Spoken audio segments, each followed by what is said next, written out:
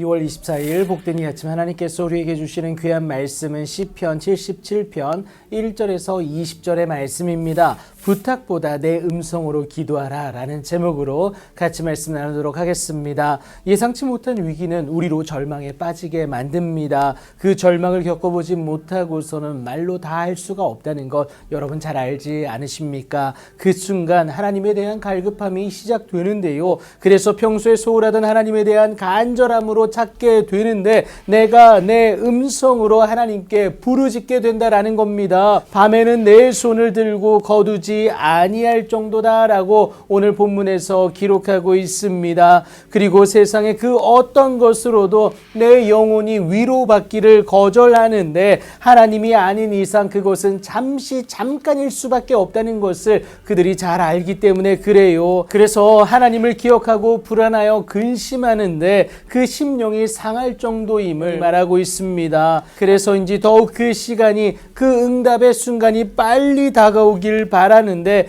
결국 하나님이 허락하시는 그 마음의 평안이 있길 바라는 모습이다라는 거예요. 그래서 지나온 날의 기억과 함께 내 심령으로, 내가 내 마음으로 간구하기를, 여러분 7절부터 9절까지 그 자세한 모습이 나와 있습니다. 하나님이 나를 외면하는 것처럼 느껴진다라는 거예요. 하지만 절대 그렇지를 않습니다. 하나님의 인자와 긍휼은 아침마다 새롭게 공급되어짐을 분명히 말하고 있지 않습니까? 하지만 자신의 잘못으로 인해 느껴지는 하나님의 무반응이 그런 불안을 야기시킨다라는 거예요. 하나님의 도우심을 간절히 바라면서도 자신의 지난날의 잘못으로 인함인 것을 부정할 수 없어서 겪는 내적 갈등이다라는 겁니다. 이 순간 우리가 하나님의 평안을 기대하며 할 수 있는 유일한 일은 지존자의 오른손에 해, 곧 그의 권능이 드러나는 여호와의 일들을 기억하며 주께서 옛적에 행하신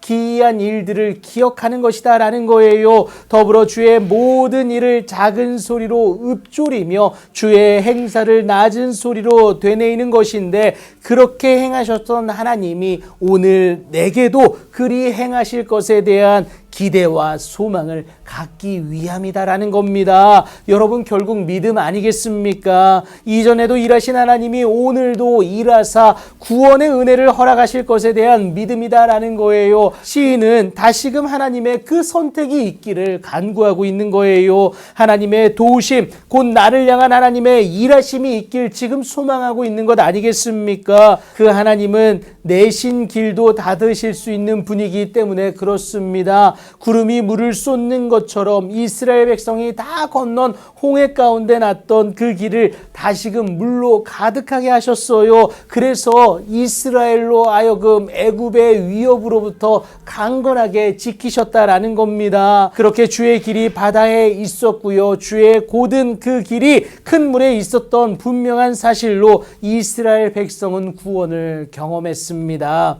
하지만 주의 발자취를 알 수 없는 것은요, 이스라엘 백성들이 홍해를 건넌 이후 그들의 완전한 구원을 위해 다시금 홍해를 덮으신 하나님의 일하심, 애굽 군대를 진멸하신 하나님의 그 일하심이 있었기 때문이다라는 겁니다. 그래서 우리의 일하심의 증거가 없다고 해서 외면하는 그 모습이 있어서는 절대 안 됩니다. 오늘을 살아가는 저와 여러분이 그 증거이지 않겠습니까? 하나님은 당신의 백성을 양떼같이 모세와 아론의 손으로 인도하셨습니다. 그렇게 우리를 세심하게 인도하실 하나님을 의심해서는 안 된다라는 거예요. 믿는 그대로 인도하실 하나님의 구원을 경험하게 될 것이기 때문에 그 하나님을 온전히 믿어내는 저와 여러분이 되어야 합니다.